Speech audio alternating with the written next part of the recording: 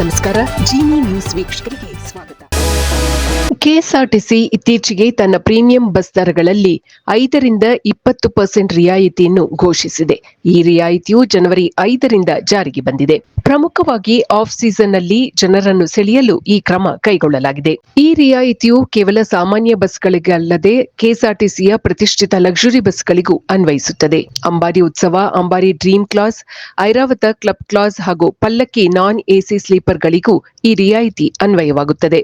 ಒಂದೇ ಟಿಕೆಟ್ನಲ್ಲಿ 4 ಅಥವಾ ಅದಕ್ಕಿಂತ ಹೆಚ್ಚು ಪ್ರಯಾಣಿಕರು ಬುಕ್ ಮಾಡಿದಲ್ಲಿ ಟಿಕೆಟ್ ದರದಲ್ಲಿ 5% ಹೆಚ್ಚುವರಿ ರಿಯಾಯಿತಿ ಸಿಗಲಿದೆ. ಹೋಗುವ ಮತ್ತು ಬರುವ ಟಿಕೆಟ್ಗಳನ್ನು ಒಟ್ಟಿಗೆ ಬುಕ್ ಮಾಡಿದರೆ ವಾಪಸ್ ಬರುವ ಟಿಕೆಟ್ ದರದಲ್ಲಿ 10% ರಿಯಾಯಿತಿ ಲಭ್ಯವಿದೆ. ಜನವರಿಯಿಂದ ಮಾರ್ಚ್ ತಿಂಗಳವರೆಗೆ ಪ್ರವಾಸ ಕೈಗೊಳ್ಳುವವರ ಸಂಖ್ಯೆ ಕಡಿಮೆ ಇರುತ್ತದೆ.